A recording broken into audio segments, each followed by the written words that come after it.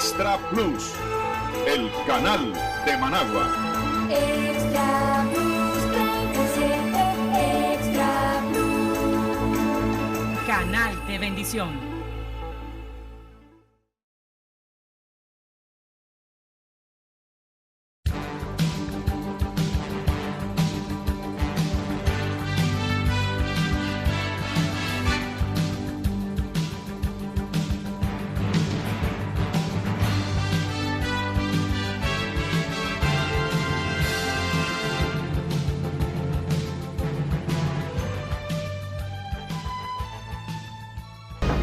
Muy buenos días, sean todas y todos bienvenidos a Cuarto Poder a través de Radio La Primerísima, Canal 50 RTV, Paraguaco y Chontales, Canal 37 Extra Plus en Managua, los que nos ven y nos escuchan a través del internet y las redes sociales. Muchas gracias por su fiel sintonía, los mensajes que nos envían, las sugerencias de que están pendientes siempre de este programa. Muchas gracias.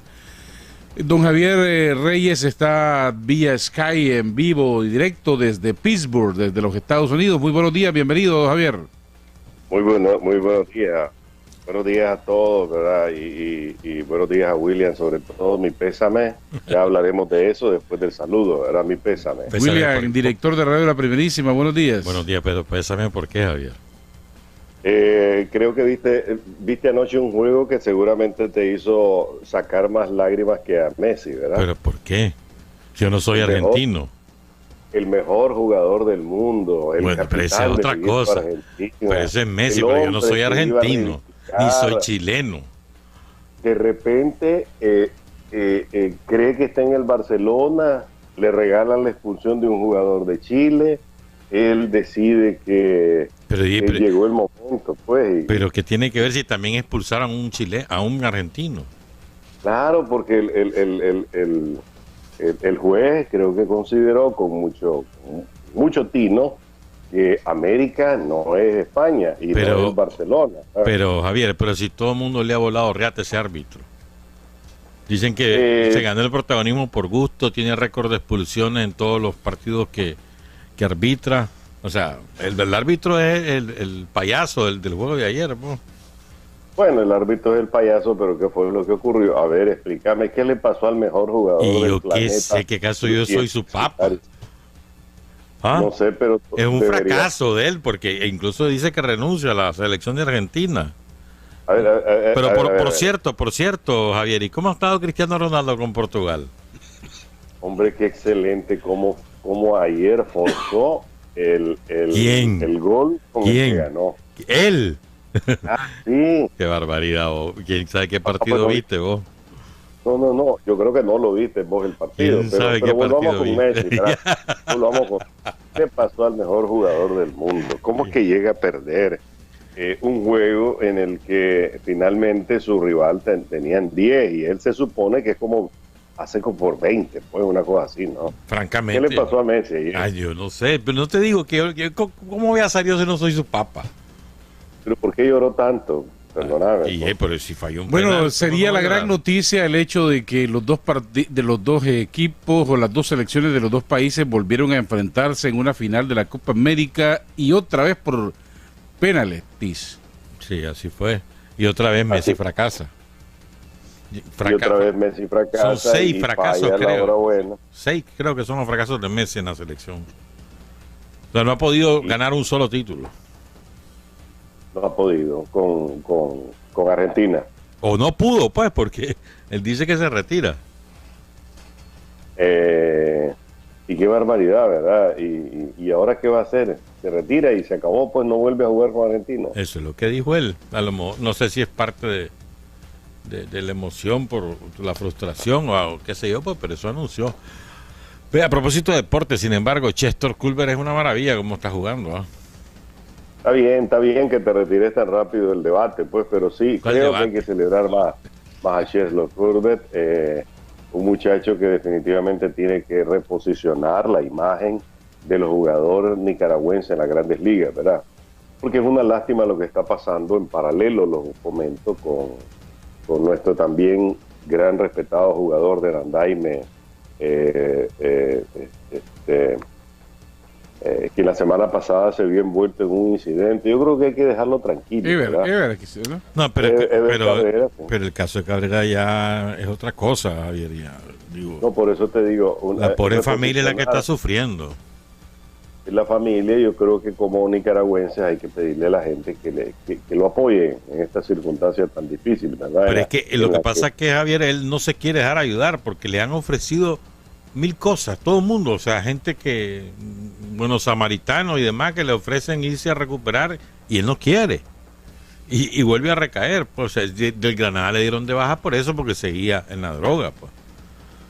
Sí, yo estoy de acuerdo, pero lo que te decía era que Cheslor está reposicionando y está ayudando a reposicionar la imagen del buen jugador nicaragüense en las grandes ligas, ¿no? Gente como Marvin Benar, que hizo grandes esfuerzos, como el mismo Denis Martínez, han dejado un buen sabor de boca en lo que ha sido la participación nicaragüense en las grandes ligas. Cheslor, este muchacho está inspirando definitivamente a los jóvenes nicaragüenses. Él les está mostrando un camino que se puede, y a pesar de tener todo en contra como un tercera base insustituible en cualquier parte de los equipos de las mayores, él está ganándose a pulso una posición extraordinaria. Lo de este fin de semana creo que es de orgullo, pues, para cualquiera de los nicaragüenses. Así es. 5 de la mañana, 19 minutos. El Partido Popular ha vuelto a ganar las elecciones generales y hasta supera los resultados de diciembre en España, pero se mantienen las dudas sobre la formación del gobierno en un panorama político que sigue siendo de alta incertidumbre para poder superar el bloqueo. No hay cambios sustanciales en el tablero político porque el Partido Socialista Obrero Español ha logrado resistir como segunda fuerza y la unión entre Podemos e Izquierda Unida no ha conseguido el ansiado sorpaso o sorpresa, es decir, no ha superado a los socialistas. ¿Cómo vieron los resultados de las elecciones de España? ¿Se esperaba eso? A ver, si nos ateníamos a la encuesta de que se publica en Andorra, y que es la encuesta prohibida porque en la última semana de la campaña electoral no se pueden publicar encuestas, entonces en Andorra, el Principado de Andorra, que queda en los Pirineos, hay un diario español que financia las encuestas desde Andorra, y esas encuestas venían reflejando lo que ocurrió al final: una subida del PP, después, sobre todo después de la votación en Gran Bretaña, en que gana la opción contra Europa, y una subida del PSOE y un estancamiento y baja de Podemos y de Ciudadanos. Efectivamente lo que pasó, si nos atenemos a esa encuesta. O sea, lo que pasa es que ninguna de las encuestas precedentes midió el efecto de la salida de Gran Bretaña, que causó un impacto electoral indudable, pues, en las elecciones de España. Ahora, el Partido Popular sale fortalecido, o sea, ganó más de 700,000 votos, ganó creo que 14 diputados. El partido, la alianza 14 diputados más de los que ya tenía. De los que tenía de las elecciones de diciembre. Podemos y la alianza con Izquierda Unida se estanca en los 71 que lograron en diciembre pasado. El PSOE cae 4 diputados, pero mantiene su caudal electoral relativamente. En cambio, Podemos y la alianza con Izquierda Unida reduce 1 millón de votantes si juntamos las dos agrupaciones. Es decir, también hubo una caída de la participación, no tan abrupta como se decía al principio, pero hubo una caída.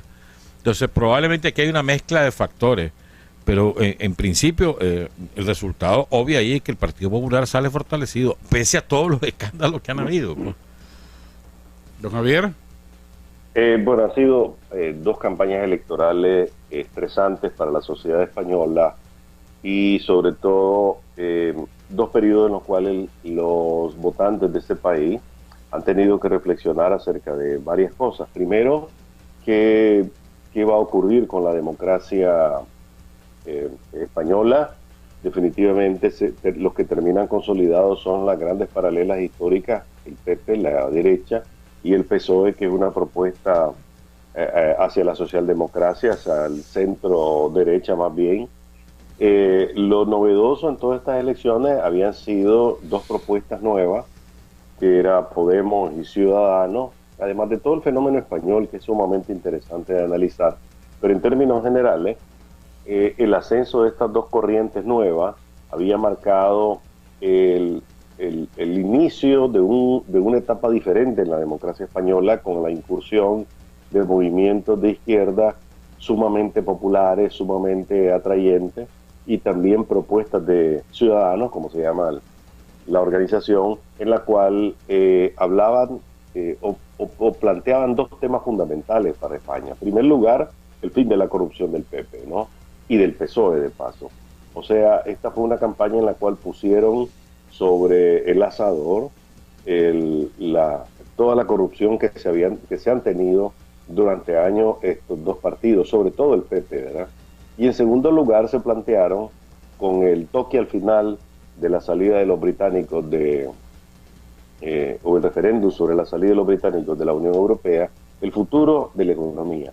Al final, la parte más conservadora de la sociedad española termina por decir, bueno, prefiero estos dos viejos conocidos que los nuevos por conocer, pero el que más se derrumba en todo esto es pues, la opción de Ciudadanos. Ahora, el PP gana por segunda ocasión consecutiva en diciembre y ahora en junio, y ahora va a tener que negociar nuevamente, y veremos qué tanto le va con el PSOE de nuevo, que anoche le declaró la guerra prácticamente en la formación de gobierno, ¿verdad?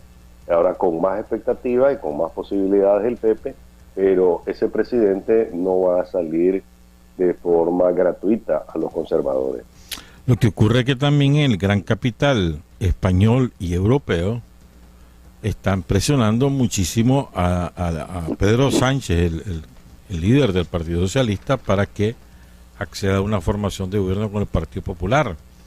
Y lo que puede ocurrir es que si él no encarrila por ahí la acción política, se lo van a echar como líder del PSOE, es lo que probablemente va a ocurrir.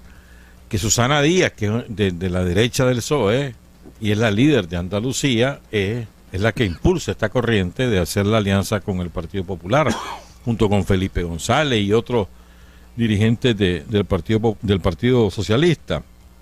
Ahí la verdad es que es un crucigrama difícil de resolver, porque efectivamente si el PSOE se alía con el PP, se va a acabar como opción de gobierno, porque gran parte de su electorado desprecia al Partido Popular y culpa a Mariano Rajoy de gran parte de los resultados económicos desastrosos de España con tanto desempleo. Es un pandemonium aún España, pues esas elecciones no resolvieron nada. Veremos entonces qué pasa si hay... Sí, don Javier.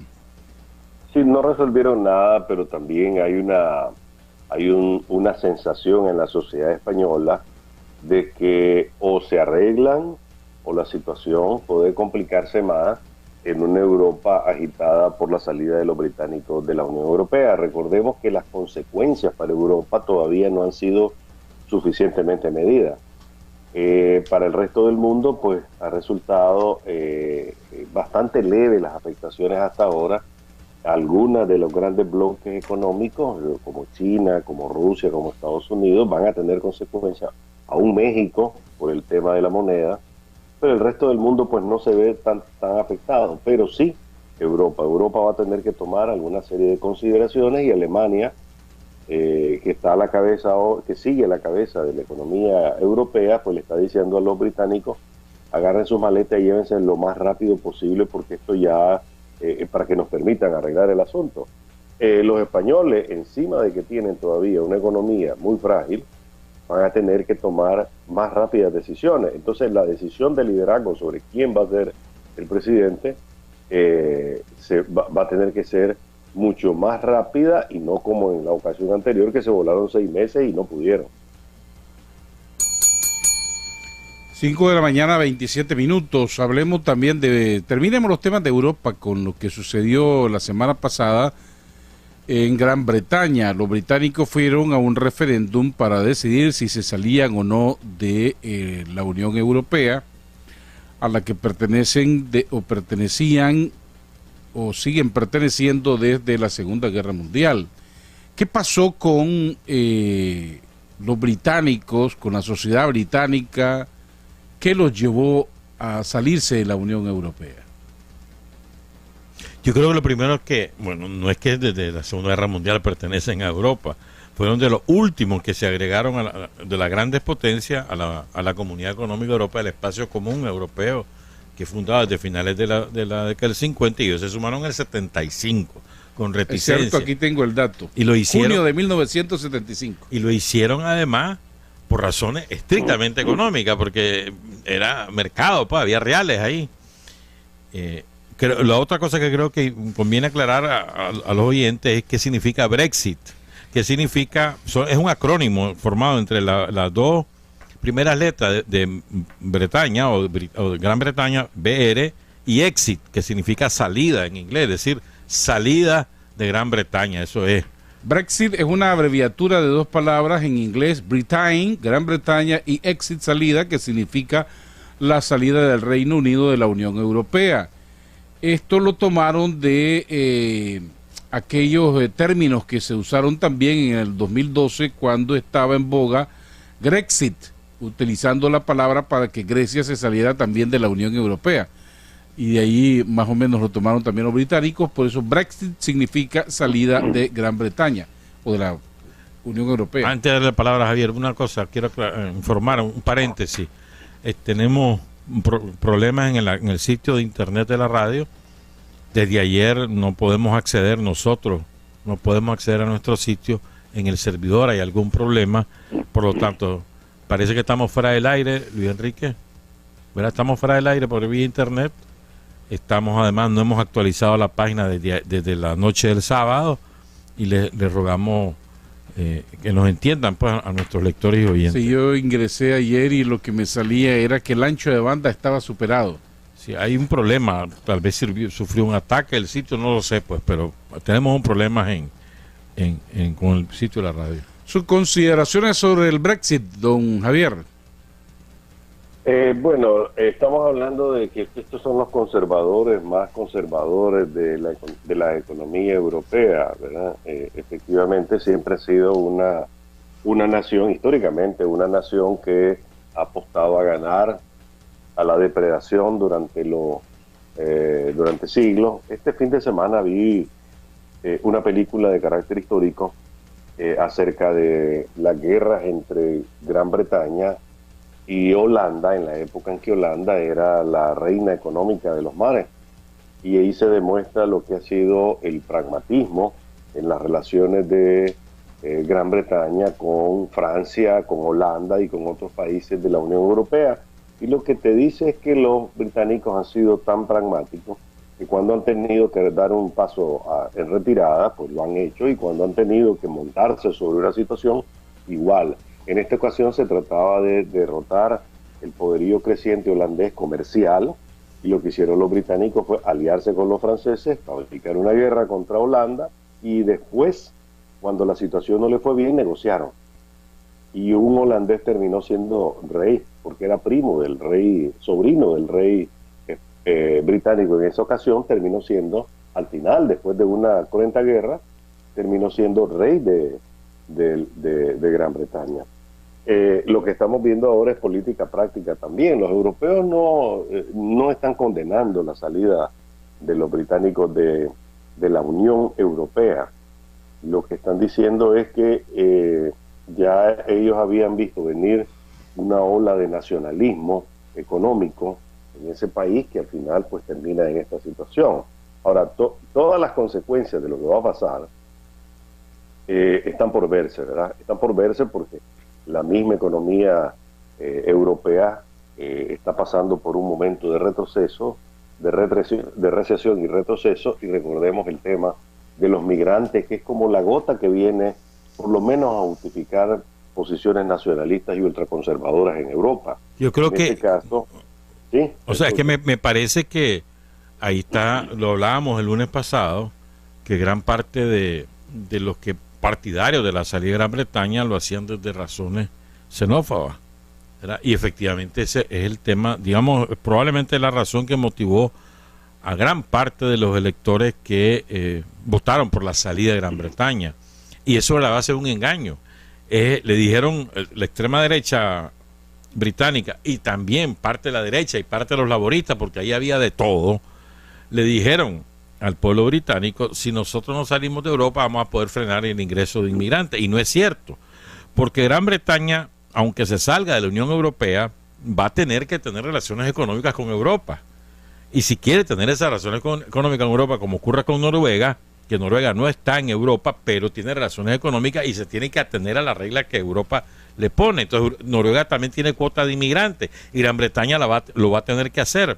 Pero detrás de eso también uno entiende, pues hay un segmento del electorado británico, los más empobrecidos, los desempleados o los con empleo precario, que te dicen, aquí vienen los inmigrantes y nos quitan las fuentes de trabajo porque ganan menos. Es que de fondo está que muchas empresas británicas les conviene que lleguen los inmigrantes para forzar la bajada de salario y tener mayores ganancias. Entonces aquí hay una mezcla de intereses de todo tipo, ¿verdad? Y hay que ver qué va a ocurrir, porque Escocia está diciendo yo quiero un nuevo referéndum para salirme de Gran Bretaña y meterme en Europa. Irlanda del Norte dice yo quiero unirme a Irlanda, porque Irlanda está en Europa, que son las dos naciones de Gran Bretaña que votaron a favor de quedarse en Europa.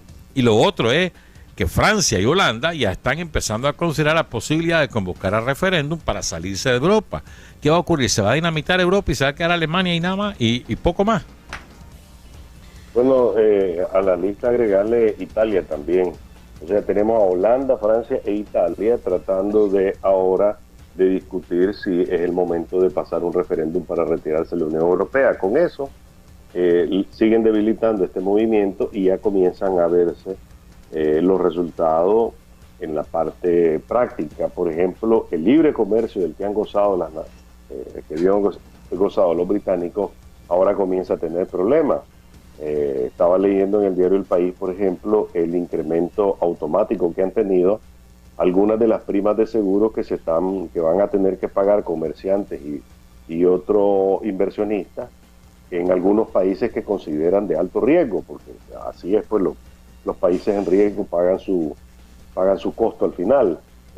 Por ejemplo, en los países del sur de Europa están empezando a querer cobrar más por los seguros, y eso ya comienza a repercutir en la economía de Gran Bretaña y de Europa también, y eso es solo un pequeño ejemplo del efecto que podría tener. Ahora imagínate 3 países más del calibre de Francia, Italia y Holanda saliéndose del negocio. Recordemos que Gran Bretaña es la quinta economía del mundo y la segunda de Europa. O sea, no es cualquier cosa lo que está saliendo. En el caso económico, con esto de la salida de Gran Bretaña de la Unión Europea, recuerden que Centroamérica había negociado un tratado, una asociación comercial. Eso en conjunto. Ahora habrá que negociar, dicen los expertos económicos, un nuevo acuerdo comercial entre Centroamérica, específicamente con Gran Bretaña, bajo otros términos, otras condiciones, porque ese es un mercado europeo muy importante al cual nuestras economías, nuestros exportadores estaban apuntando. Ya van 3 millones de firmas en la página del Parlamento británico pidiendo que reformen la ley para permitir un segundo referendo. O sea, ese es otro relajo. ¿Qué va a pasar en Gran Bretaña? No se sabe tampoco, porque me llama la atención otro fenómeno, y es que la mayor parte del electorado joven votó a favor de Europa, y al contrario, la mayor parte del electorado mayor de 50 años votó para salirse de Europa. Entonces, un segmento de la juventud dice, los viejos votaron por algo que no van a vivir y nosotros somos los que la vamos a sufrir. Entonces hay todo un movimiento también generacional. La verdad es que la sociedad británica está partida desde el punto de vista social, desde el punto de vista étnico, desde el punto de vista económico, desde el punto de vista ideológico. Ahí hay está partido prácticamente en dos, y ahí tampoco se puede apostar qué va a ocurrir. Habrá aquí un cansancio también por las crisis económicas que está pasando Europa. Eso debe tener mucho que ver, don Javier. Así es, definitivamente hay cansancio económico. Algunas de las economías, recordemos que algunas de las economías europeas han tenido que recurrir al dinero del resto de los contribuyentes europeos, como el caso de España y sobre todo el dramático caso de Grecia. Pero también el asunto de los migrantes los ha hecho ponerse más a la defensiva, y sobre todo ha fortalecido las corrientes nacionalistas y ultranacionalistas en los países europeos. Y no dudemos que Gran Bretaña, los británicos como tales, han sido históricamente gente que ha aprovechado oportunidades, y su economía depredadora se ha beneficiado mucho a lo largo de los siglos de situaciones económicas concretas en las cuales entraban con sus tropas, entraban con sus barcos, saqueaban sectores, países completos, y cuando hubo que negociar, pues recordemos lo que pasó en la India. Pues ahí tenemos un ejemplo todavía mucho más grande para como ejemplo a tocar. 5 de la mañana, 38 minutos. Para terminar los temas internacionales, la oposición en Venezuela ha superado con una exponencial ventaja la etapa de la validación de las firmas exigidas por el Consejo Nacional Electoral de Venezuela para activar un referéndum que revoque el mandato del presidente Nicolás Maduro. Enrique Capriles, gobernador del estado de Miranda y 2 veces candidato presidencial, ha anunciado que se ha autenticado 409.313 rúbrica, el doble de lo necesario para comenzar el proceso revocatorio. Esto ocurre en el momento en que la Organización de Estados Americanos, OEA, convocó a una sesión para ver el tema de Venezuela. Hubo una votación, se le permitió al secretario general rendir un informe, pero todo el mundo se quedó en el aire porque se esperaba que alguien saliera proponiendo inmediatamente una votación para decidir si aplicaban o no la Carta Democrática. Y el presidente del Consejo, un argentino, de pronto dijo: muchas gracias a todos por haber asistido, bye bye, y quedó en el aire. Mientras en Caracas se han realizado reuniones entre el ex subsecretario de Estado para América Latina, ahora asesor del Departamento de Estado, Thomas Shannon, la canciller Delcy Rodríguez y el propio presidente Maduro, en aras de buscar un restablecimiento de las relaciones diplomáticas entre Venezuela y los Estados Unidos, a la par el diálogo que está auspiciando con la oposición 3 expresidentes. ¿Cómo ven la situación venezolana en este momento? Javier. Bueno, igual que la semana pasada, ¿verdad? Ni esta discusión ni lo que pueda decidir la OEA van a resolver los problemas concretos que tiene la economía venezolana y sobre todo el ciudadano venezolano. En las últimas semanas ha sido dramático cómo los enfrentamientos, cómo la policía ha reprimido a las personas que han salido a las calles a pedir comida. Un juez inclusive, un tribunal inclusive ha dicho a la policía que no puede salir con armas a reprimir las manifestaciones de las personas. Esto es lo concreto, eso es lo real que está viviendo la sociedad venezolana en este momento. Luego tenemos pues los grandes juegos políticos que se desarrollan en una inútil OEA que sigue siendo tan inútil como hace un mes, como en la época del anterior, y sencillamente una OEA que no puede resolver los problemas de una nación.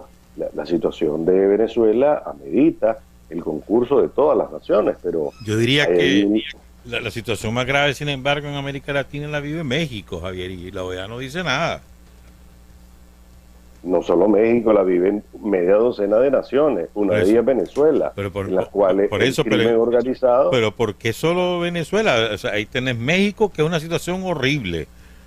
Los 43 normalistas desaparecidos, ahora 12 profesores asesinados. Es decir, el narcotráfico manda en no sé cuántos estados de México y ahí no pasa nada, nadie le dice nada a los mexicanos. Digo, hay una doble moral horrible, pues. No, lo que ha ocurrido hasta ahora es que ha habido situaciones en las cuales los países han tenido que recurrir a ayudas internacionales también, pero Maduro no se deja ayudar, no quiere que le ayuden al pueblo venezolano, quiere tenerlo atrapado. Por eso, pero te vuelvo a decir, ¿por qué tanto interés en Venezuela y no lo tenemos en México? En México hay una mortandad terrible todos los días del mundo, pues ya van más de 100.000 muertos en los últimos 10 años. Y el mundo tranquilo, 100.000 muertos en 10 años. Digo, ¿no te parece una cifra escalofriante? Y los desaparecidos no se pueden ni siquiera contar. Todos los días aparecen fosas comunes en México, todos los días. De narcotráfico, de los militares, de los no sé qué. Y nadie dice nada. O sea, ahí está México, pues. Digo, los pueblos indígenas atrapados en la peor de la miseria son más de 40 millones y no pasa nada. Es decir, digo, Por eso te digo, aquí estamos ante una doble moral espantosa. Lo que sea, William, pero Venezuela es una situación que ya es insoportable. Pues lo de México, ahí tenés un poder paralelo criminal que ha venido constituyéndose poco a poco en enormes feudos de poder en México que han desarticulado prácticamente ese país. Todos estamos conscientes y es doloroso lo que ocurre, como ocurre en Honduras, como ocurre en El Salvador, en las cuales hay gobiernos que de alguna manera pues logran estándares democráticos aceptables entre comillas, aceptables para el resto de las naciones. México lo logra.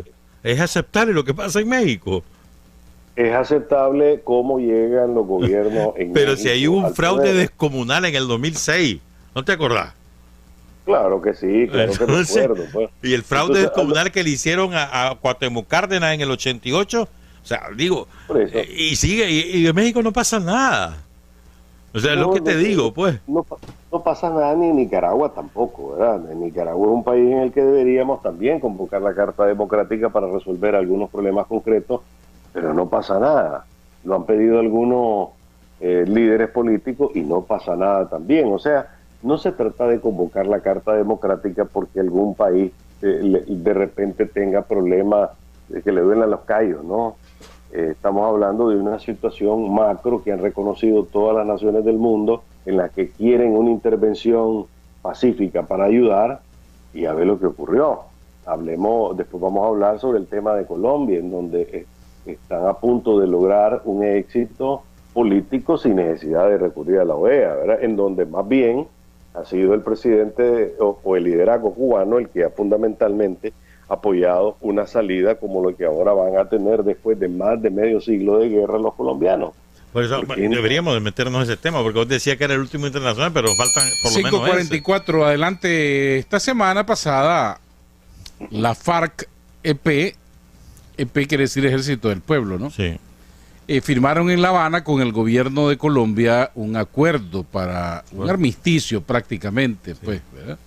Para deponer la guerra, la violencia, en un proceso que va a durar varios meses, pero nadie habló de proceso de desarme, de entrega. ¿Cómo no? Ahí está en el acuerdo. Sí, está todo. Hacia el fuego definitivo. Me sorprendió ver a varios expresidentes de América Latina invitados a la firma del acto.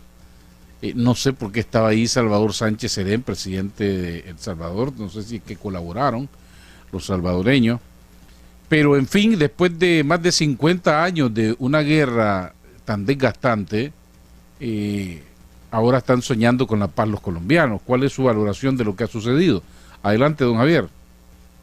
Bueno, como decía anteriormente, yo creo que nos debemos felicitar los latinoamericanos por lo que está pasando en Colombia. Nos guste o no nos guste bajo qué signo de gobierno se logró o no, escuchemos o no escuchemos lo que dice la extrema derecha de Uribe sobre este asunto, la realidad concreta es que bajo el patrocinio de Cuba y de muchas naciones en el mundo, entre ellos Nicaragua, pues los colombianos han dado un paso fundamental que no soñaban en muchos años lograr en tan corto tiempo, que finalmente es suscribir el alto al fuego. Lo que se ha dado hasta ahora es un alto al fuego y un calendario aceptable por las dos partes para el desarme en una situación que los nicaragüenses ya conocemos, pues bastante parecido va a ser.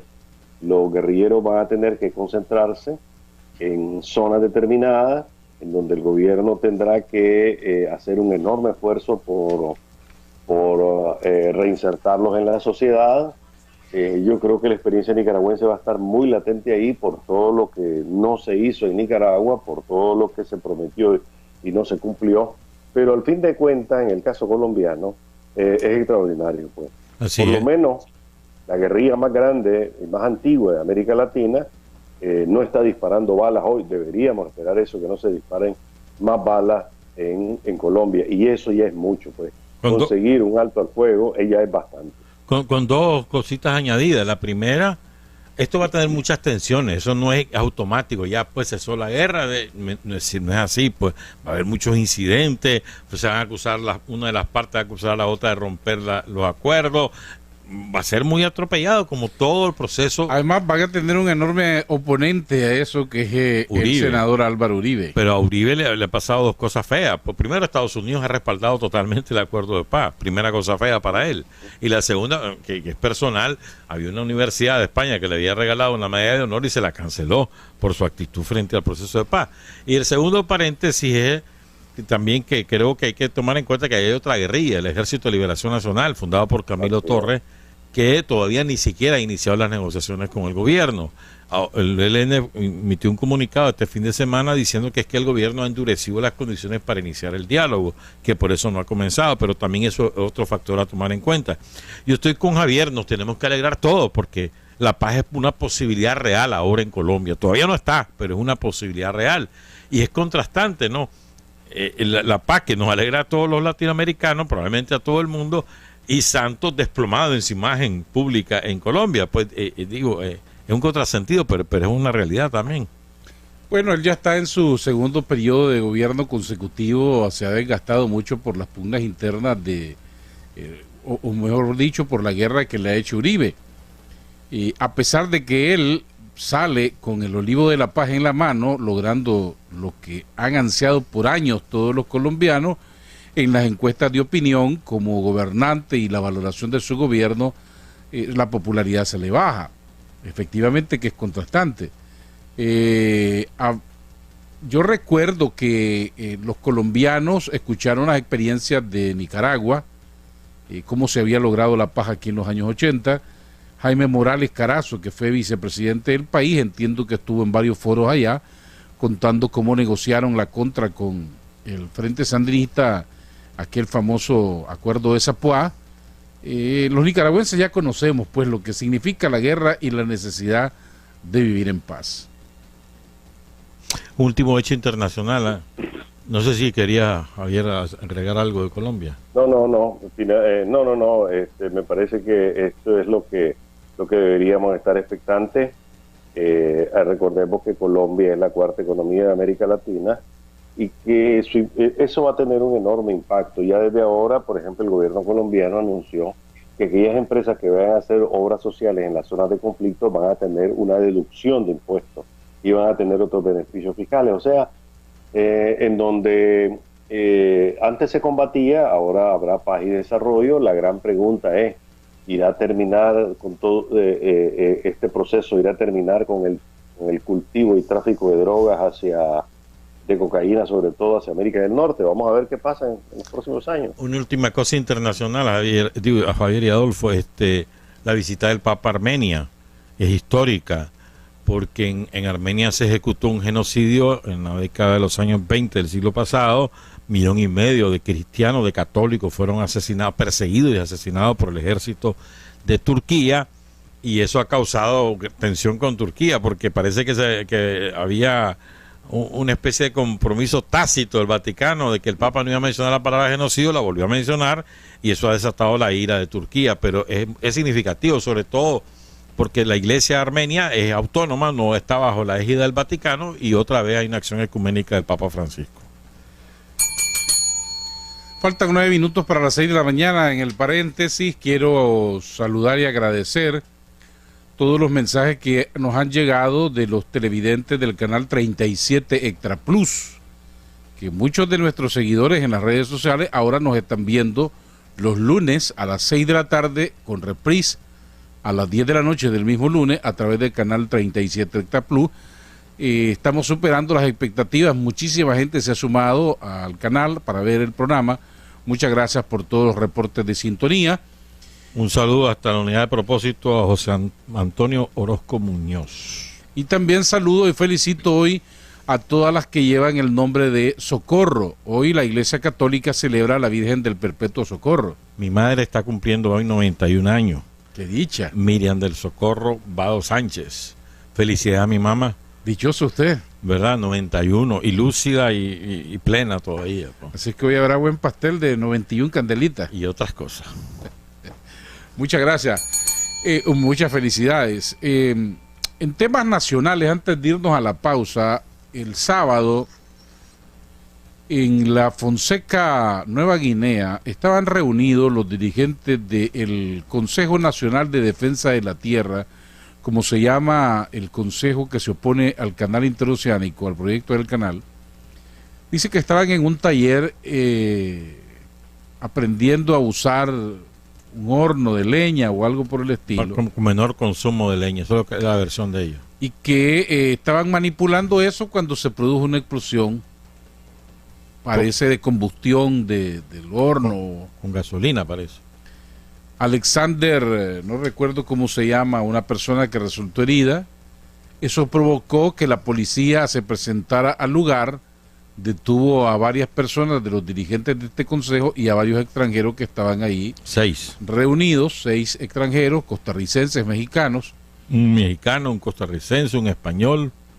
Y entonces los detuvieron. Horas de la tarde después, o unas horas después, a los nicaragüenses los dejaron en libertad y a los extranjeros los aparentemente siguen detenidos. Los trasladaron a Managua, según parece también. Según la nota de la Policía Nacional recuerda que hay una ley que controla la manipulación de explosivos, y esto recuerden que fue a raíz de aquella explosión que ocurrió en la alcaldía de Nagarote, en donde después de las fiestas patronales habían guardado una cantidad considerable de pólvora en una bodega y de pronto explotó y murieron ahí varias personas. A raíz de eso se aprobó un reglamento, unas disposiciones de la policía para controlar y prohibir, que significa que la manipulación inadecuada de pólvora es una exposición de personas al peligro y está castigado. A ver, son 3 mexicanos: Emanuel de la Luz Ruiz, Salvador Tenorio Pérez y Eugenio Pacheli Chávez Macedo, los 3 mexicanos. Hay un español llamado Daniel Espinosa Jiménez, una argentina llamada Ana Laura Rodríguez y un costarricense llamado Byron Francisco Reyes Ortiz. Y todavía no hay un informe final de la policía sobre qué es lo que causa la explosión. El presidente Ortega se refirió a este incidente el día sábado también y dijo que le resultaba extraño. Es que el presidente andaba en el proceso de verificación cuando los periodistas le preguntaron sobre ese suceso. Y entonces él parece que le estaba muy bien informado y dijo, bueno, se está investigando, ustedes recuerden que tenemos que proteger la vida, etcétera, etcétera. El caso es que el gobierno de México ya emitió una nota a la Cancillería queriendo saber de los motivos de la detención de estos mexicanos, porque ellos pertenecen a un movimiento mesoamericano por el buen vivir, que andaba en una caravana por que exactamente, y que no estaban aquí pues por razones políticas. Los del movimiento del Consejo Anticanal lo que dicen es que la policía aprovechó el incidente para reprimirlos, encarcelarlos y que ellos se sienten intimidados y perseguidos. ¿Qué comentarios tiene al respecto, don Javier? Bueno, además de aclarar qué fue lo que ocurrió, realmente hay una cadena de eventos que se han estado desarrollando entre el gobierno y algunos, digámosle, visitantes extranjeros por ahora, sumamente extraños, ¿verdad?, que han descompuesto o han abierto un nuevo frente de irritación de las relaciones internacionales de Nicaragua. En primer lugar, lo de la explosión. La policía es la que habla de explosión y hasta cita un artículo de la ley diciendo que está prohibida la utilización de explosivos. El Consejo Nacional de la Tierra, que todos sabemos que es una organización que ha sido respaldada por algunos partidos políticos de Nicaragua, como el MRS, por ejemplo, ha dicho que fue un accidente en el cual estaban manipulando fuego en un barril que contenía un poco de gasolina, que eso generó una explosión pequeña con una quemadura leve a Alexander Marenco, que es el que resultó lesionado. Todavía no hemos visto información oficial sobre esta persona, el tipo de quemaduras que tienen o algo por el estilo. Para mí es fundamental porque el que planta el primer informe oficial sobre lo que ocurrió es la policía, y la policía habla de manipulación de explosivos, que me parece algo sumamente delicado en una reunión en la cual habían ciudadanos extranjeros que llegaron al país con una buena causa, que es la de ayudar al medio ambiente mediante el entrenamiento de campesinos en el uso de la utilización del combustible natural como es la leña. En segundo lugar, la pregunta es cómo es que llegan este grupo a la casa de la lideresa del Movimiento por la Tierra, en la que todos sabemos que se funde con un partido político. ¿Cómo llegaron? Pues, pero en todo caso, aquí hay miles de personas que pasan todos los años tratando de poner un granito de arena para ayudarnos en algo. Desde médicos que llegan médicos y enfermeras que llegan de Pittsburgh hasta pastores evangélicos o ciudadanos del mundo que traen comida para las personas. O sea, Nicaragua es un país que es meca también de las personas bondadosas que quieren ayudar, y aquí hay causas de causas, pues. Pero esto se suma a lo que pasó con una mexicana que, leyendo un informe que aparece en la página web de La Primerísima, ahí está, lo pueden consultar, se dicen bastantes cosas reveladoras sobre una ciudadana mexicana que vino al país con supuestamente una politóloga, Viridiana Ríos, que venía a hacer un trabajo sobre algo en Nicaragua, y que de repente pues la sacan del país. No, ella no la sacaron, ella dice que se va porque se sentía perseguida, intimidada, dice que oficiales de la policía la seguían permanentemente. Bueno, ¿qué es lo que harían ustedes en el caso de que la policía vaya a tu hotel y después empiece a buscarte en las oficinas del BID, donde ella esperaba tener una base de trabajo, ¿verdad? ¿Qué es lo que haría cualquier extranjero? Agarrar el primer avión que se va. Eso es prácticamente sacarte del país. Pero a eso sumémosle lo que pasó con los verificadores norteamericanos y con otras personas, y hay que preguntarnos qué es lo que está pasando, ¿verdad? Porque esto es sumamente extraño. Nicaragua ha sido un país muy acogedor, y de repente estamos extrasensibles contra personas que vienen y que quieren levantar un poquito la cortina para ver qué hay detrás en la cocina, y lo que se encuentran es con una actitud hostil de parte de las autoridades, por decirlo de una manera amable, ¿verdad? Yo creo que hay dos cosas básicas que aclarar. La primera, ¿estaban los 6 extranjeros en acciones políticas o en acciones de un proyecto ambiental? Eso hay que determinarlo claramente. Pues, si estaban en acciones políticas, es inaceptable. Si no lo estaban, hay que ver qué fue lo que ocurrió. Si efectivamente estaban en una acción ambiental, es decir, enseñando a manejar un horno, como ellos alegan, es decir, qué fue lo que pasó, porque se le ocurrió ese accidente, pues. Si no era eso... ¿Qué fue lo que provocó la explosión? Correcto. Si no era eso, entonces, ¿por qué hubo explosión? Si había explosivos o sustancias explosivas, como alega la policía, ¿cuáles son? ¿Quién las llevó y con qué objetivo? Es decir, son muchas preguntas por esclarecer, y seguramente en las próximas horas tendremos alguna respuesta. Bueno, lo peor que puede pasar es que nos volvamos paranoicos y que pensemos que todo aquel peludo que viene en un busito todo maltratado y que viene a hablar es un sospechoso, ¿verdad? A mí me parece que realmente hay situaciones extremas, como que un profesor de Harvard al que enviaron, que trabaja para el gobierno de Estados Unidos, que enviaron a certificar los puertos para exportar productos, lo saquen del país porque es sospechoso. Y de repente 5 extranjeros que vienen aquí a hablarnos de cómo no gastar tanta leña en los hornos campesinos, pues también resultan sospechosos. ¿Qué está pasando? ¿O estamos paranoicos o realmente estamos siendo infiltrados por agentes del imperialismo norteamericano que vienen a desestabilizar el gobierno? Pues yo te digo, Nicaragua tiene mucha más experiencia que cualquier país centroamericano en este tipo de combate, o sea, en el combate de las amenazas encubiertas. Así que este gobierno no se va a dejar afectar por una situación como esta. Pero ¿por qué estamos haciendo estas cosas? Pues esa es la gran pregunta que nos hacemos. ¿Por qué estamos corriendo tanto visitantes? Pues bueno, eso las autoridades tendrán que realmente explicarlo. En el caso de los oficiales de los Estados Unidos, ya se dijo que vinieron a solicitud de una de las empresas de la zona franca, que no habían informado. Dice que el gobierno les había cambiado las reglas del juego a la embajada y que La embajada no los trajo, dijo la embajadora. Ellas solo se dieron cuenta que estaban aquí hasta que los estaban sacando, aunque vinieron con el visto bueno de ellos. Sí, ya nos vamos a la pausa. Y quiero recordarles que en los Estados Unidos también cualquiera lo sacan bajo sospecha de cualquier cosa, o no lo dejan ingresar desde cualquiera de la frontera. Este fin de semana, por ejemplo, fueron regresados 41 nicaragüenses deportados de los Estados Unidos que estaban allá trabajando. Algunos estaban ilegales y los detuvieron y los mandaron porque hay amenazas de nuevas redadas migratorias en los Estados Unidos.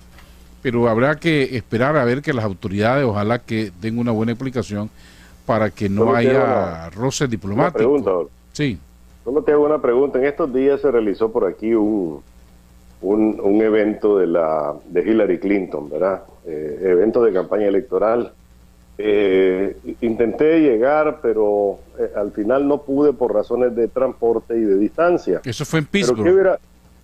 ¿Qué hubiera ocurrido si de repente por ahí hay un incidente y me atrapan con mi camarita tomando fotos y les digo, miren, soy periodista de Nicaragua, pero aquí vengo a apoyar a Hillary Clinton? ¿Qué crees que me pasaría? Le aplican la ley de seguridad nacional. Hubiera sido el 42, ¿verdad? Le aplican la ley de seguridad nacional, lo detienen, lo esposan, lo interrogan, le intervienen el teléfono celular, sus cuentas de Facebook, de correo y de bancaria, si es posible. O en México, pues en México también te pasaría lo mismo, en Costa Rica. Y te expulsan. En Costa Rica encuentran te anulan la visa y te dicen que no puede ingresar a los Estados Unidos de por vida. Sí.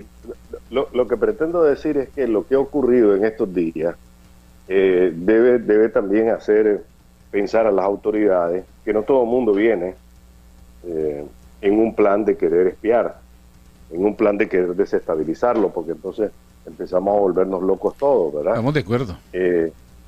Entonces cada situación debería ser muy bien explicada para que no nos quede la sensación de que hay gente que va a pensarla dos veces la próxima vez venir a Nicaragua con alguna ayuda, pues, y aquí todos estamos necesitando ayuda. 6 de la mañana, 4 minutos, haremos una pausa comercial y al regresar hablaremos de otros temas nacionales, el proceso de verificación ciudadana, los movimientos en los partidos políticos y otros temas.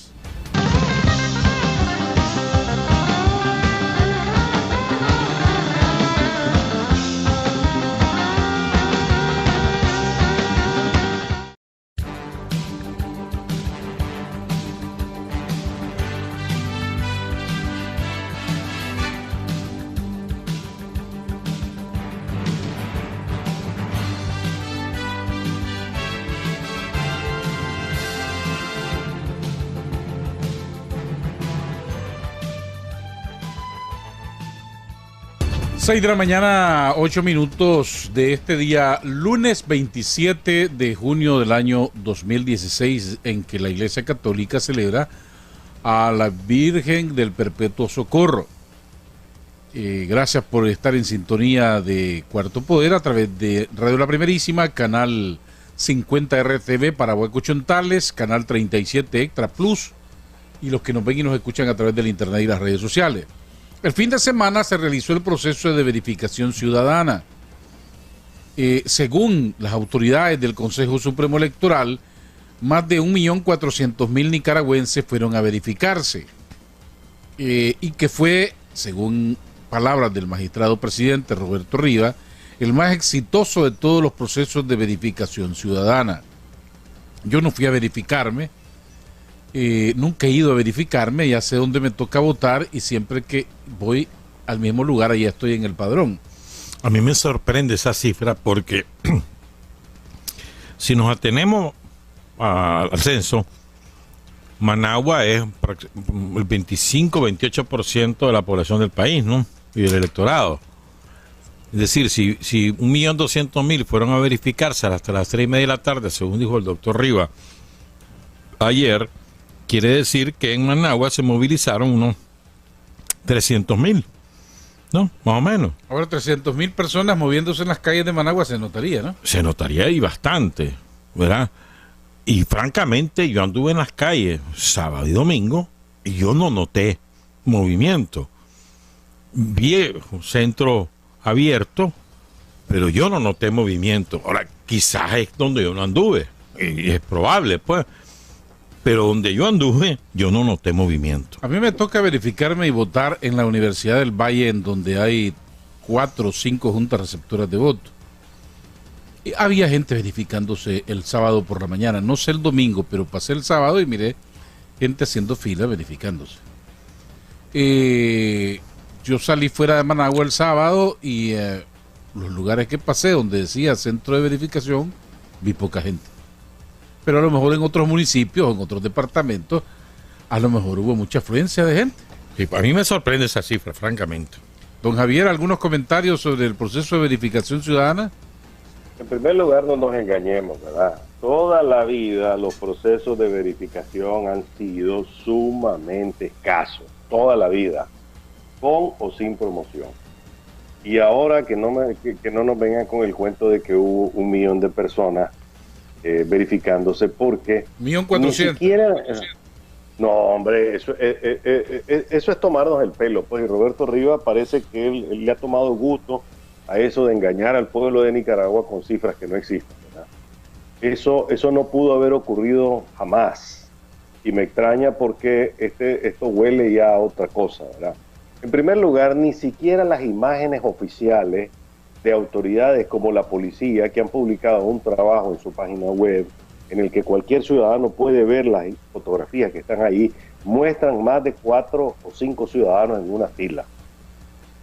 Casi todas son 2 o 3 personas por fila. Y ahí están las autoridades policiales que le dieron cobertura a este asunto. No hay una sola foto masiva hasta ahora que pueda justificar una concurrencia de 1.400.000 personas en 2 jornadas, 2 días, de menos de 16 horas. Matemáticamente hablando, esas filas de 1.400.000 personas distribuidas en 16 horas a nivel nacional, en donde no hubo 13.000 juntas receptoras de votos, sino la mitad de centros de verificación, eso serían filones serían, ¿verdad? Porque estamos hablando casi del porcentaje de votos que el Frente esperaría sacar este año, más los 700.000 que dicen que sacó Fabio en la última. Estamos hablando de 2 millones de personas que van a votar, de las cuales 2/3 se fueron a verificar. A ver, échenme ese trompo a la uña, ¿verdad? Eso yo creo que es inadmisible ese dato. Bueno, eso es lo que dicen las autoridades del Consejo Supremo Electoral sobre el proceso de verificación ciudadana. Eso no significa que, o más bien quiero sumar a esto que la Coalición Nacional por la Democracia, que es el grupo de movimientos y partidos que lidera el diputado Eduardo Montealegre, decía anoche que el proceso había sido un fracaso y que este era el preludio de que la gente no va a ir a votar en las próximas elecciones. Eso tampoco es cierto. No, eso no es cierto, así es.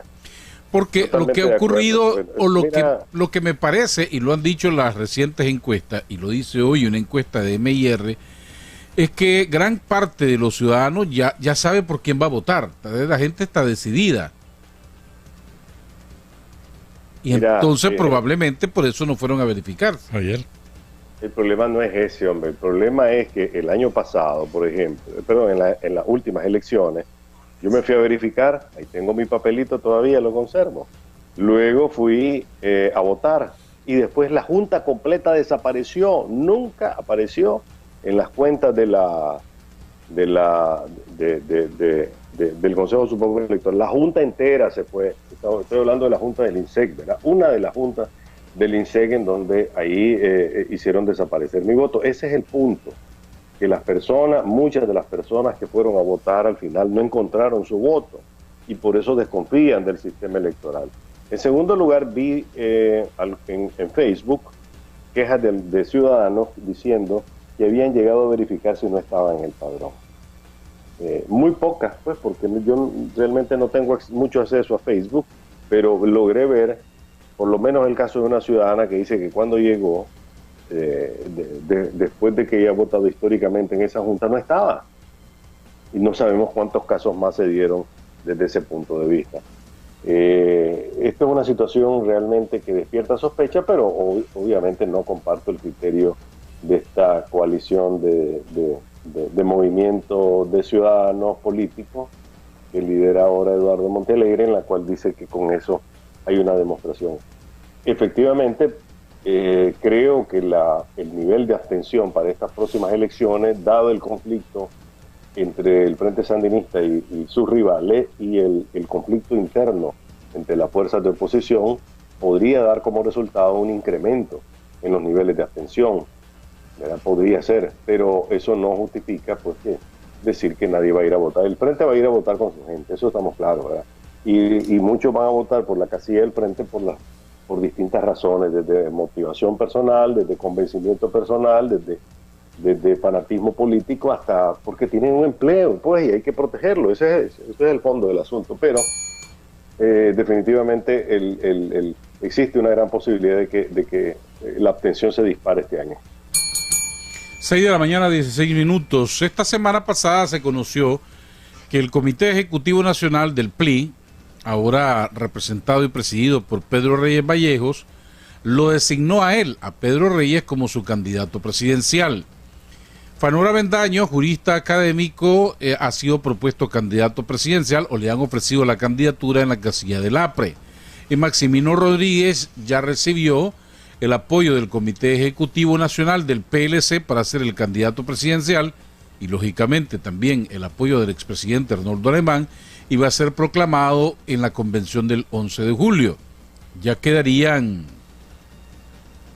ya no hay partidos más con los cuales esperar candidatos presidenciales, porque la Unidad Democrática, que integra el Partido Conservador y el Partido Social Cristiano, ya tiene a Eric Cabezas también como su candidato presidencial. Entonces estos son los candidatos que van a competir contra el presidente Daniel Ortega. ¿Cómo ven ustedes esos candidatos de la oposición? Javier. De nuevo volvemos al tema de la oposición, ¿no? A mí me llamó mucho la atención que en las últimas semanas, luego de que recibiera las notificaciones de que está fuera de las elecciones de este año, Eduardo Montealegre se ha dedicado a dos cosas. Uno, desprestigiar, llamar a no votar en las elecciones, y en segundo lugar, desprestigiar al partido que ha quedado mejor posicionado después de esta sacudida en el plano electoral, como es el PLC.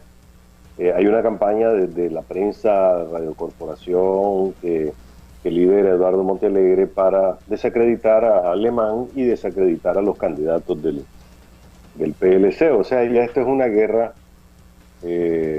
directa de este grupo en contra del proceso electoral, denunciando falta de transparencia y denunciando también que ha habido decisiones políticas a través de los juzgados dirigidas a separar a este grupo, lo cual sí hemos visto que ha ocurrido. Y evidentemente pues ahora es evitar que los votos que vayan a quedar en la oposición terminen en la casilla del PLC. Eso es quizá la campaña que tiene ahora Eduardo Montealegre, y parece que fracasó la semana pasada tratando de convencer a Maximino Rodríguez de que renunciara a la candidatura en el PLC. Hubo una reunión, creo que el jueves de la semana pasada, miércoles o jueves, en la cual Maximino lo fue a visitar para decirle, bueno, me estás pidiendo públicamente que lo haga y vengo a decirte que no lo voy a hacer. Lo cual habla bien de, al menos hasta ahora, la convicción que tiene el candidato del PLC. Por el lado del nuevo PLI, pues evidentemente no le dieron tiempo para armarse adecuadamente con un candidato mejor, y han recurrido pues a la figura que está ahora sobre la ola, el que ha conseguido, desde el punto de vista de este grupo, ha conseguido un enorme éxito con los sellos quedándose con los sellos de la organización. Veremos qué tal les va, ¿verdad? Pero por ahora también están puestos los cañones sobre esta opción, le llaman colaboracionista, le llaman vendido al sandinismo. Es decir, es una campaña de desprestigio, no solo de las elecciones, sino de los electores, ahora, de los partidos propuestos, ¿no? Pero evidentemente de todos los candidatos propuestos, el de mayor fuerza es Maximino. Independientemente sí, claro, por quién va, por sí mismo es Maximino, pues porque fue contra, porque siempre ha sido opositor. El gran problema de Maximino y del propio PLC y de cualquier grupo de la oposición es que no hemos escuchado ideas. No hay propuestas por el momento. Es decir, a ver, ¿de qué manera quieren mejorar la situación del país? la situación económica o la situación de la educación o de la salud o de lo que quieran, pues. La situación ¿de qué manera ellos proponen que Nicaragua va a mejorar la situación del país? Los nicaragüenses, ¿cómo vamos a mejorar nuestra vida si Maximino gana o si cualquiera de la oposición gana? Eso es el gran problema. O sea, está bien, la figura está bien, vale pues. Pero bueno, ¿qué propone? Pues, ¿cuál es la salida para los problemas que tenemos en Nicaragua? Y no se escucha nada. Ese es el gran problema de ellos. Mira, recordar que todo este proceso electoral ha sido hecho a la medida del frente, ¿verdad? De los intereses del Frente Sandinista. Se convocó a elecciones hace unas cuantas semanas. En los últimos periodos había sido hasta con un año de anticipación para que los partidos se armaran con tiempo, para que se equiparan y para que lanzaran sus programas, pero realmente la tendencia que ha tenido la oposición en los últimos años no ha sido la de vender ideas de cómo cambiar las cosas, y menos ahora que van a tener, pues una vez que Maximino sienta que ya tiene el tostador en las manos y es el próximo 11 de julio, pues que comenzará a trabajar en algunas ideas. Pues eso es lamentable para nuestro proceso electoral, porque aún el Frente con toda su propaganda no nos dice cómo va a enfrentar los años de la vaca flaca y cómo va a ser ahora que Venezuela ya no le está dando los borbollones de plata que le daba antes, de dónde va a sacar ese dinero, cómo va a seguir financiando las causas sociales. No nos ha dicho de dónde va a sacar el dinero, de dónde van a tener esos fondos. O sea que aquí hay muchos huecos todavía por aclarar, pero lamentablemente pues la oposición sigue vendiendo una política frontal del antisandinismo por ser antisandinismo y no un antisandinismo por tener una propuesta distinta, ¿no? Eso es lamentable y ojalá pues puedan, en el poco tiempo que le dejaron para hacer campaña, puedan lograr algo, pues por lo menos divulgar su idea. Ok, el 11 de julio es la convención del PLC, seguramente Maximino ahí va a ser ratificado, todavía no hay fecha tope para las candidaturas a diputados, pero sí para aquellos en la coalición que lideraba al diputado Montealegre, que querían ser diputados. Hay un movimiento ahí de diálogos, llamadas, conversaciones secretas. Tienen hasta el 28 de julio para saber qué van a hacer. Dicen que Pedro Joaquín Chamorro ya está con el PLC.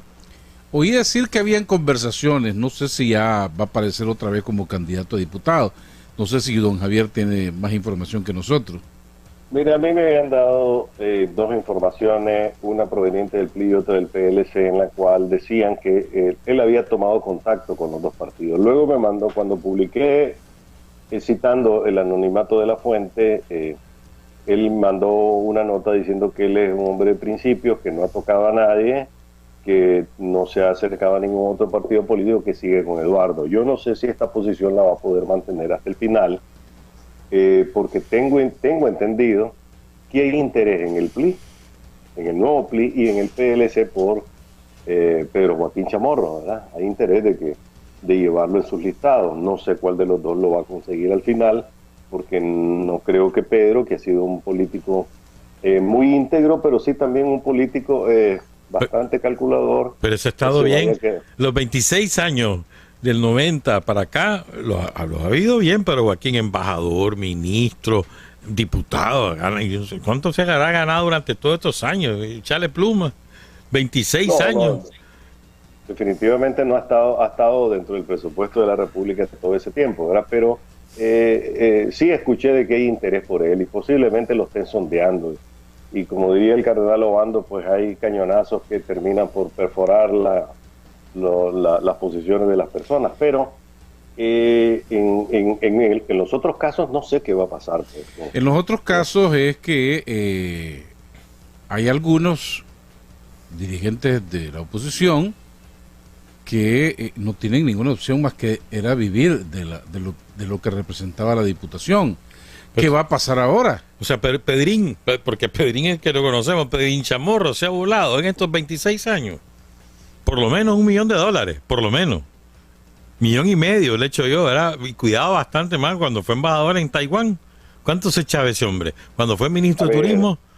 O sea, te voy a ayudar un poquito con la cifra. Se calcula que un diputado anda por los $5,000 mensuales entre salario, viático, gasolina. Ajá, lleva 10 años de diputado, 10 años de diputado lleva. entonces llevas por año son 60,000, 12 por 5, 60,000 dólares anuales, por 10 años son 600,000 por cada diputado. De diputado, ministro y de embajador. Bueno, hayan sido... 10,000 dólares por lo menos. Por eso mismo. Ese hombre se echaba a la bolsa más de $1 millón en 26 años del erario público. María Eugenia Sequeira, ¿qué va a hacer ahora? Eso es lo que me pregunto, ¿no? Bueno, no sé, realmente es una situación para algunos que no tenían de dónde vivir más que ser diputados. Pero la María Eugenia podría ser diputada por el Frente también, ¿no? Si su familia era colaboradora del Frente, ¿no? Sí, ha sido colaboradora del Frente por muchos años, recientemente también. Desde el momento en que aceptó una silla en la Junta Directiva decidió colaborar, ¿verdad? Y creo que ha hecho un buen papel ahí. Ahora la pregunta es, bueno, Alberto Lacayo entiendo que va a volver a vender pastillas en su botica, ¿no? Dice que le va bien con la venta del Viagra, dicen. Bueno, tenemos que irnos. Don Javier, ¿cuándo terminan sus vacaciones por Pittsburgh, Estados Unidos? ¿Ya estará aquí el lunes próximo o volverá por Skype? No, estoy en Los Ángeles, California. Aquí es una hora para... y ahora ya volvió a Los Ángeles. Si ustedes tienen 6 y pico, aquí son las 5 y pico. Me levanté a las 3 de la mañana para poder estar con ustedes.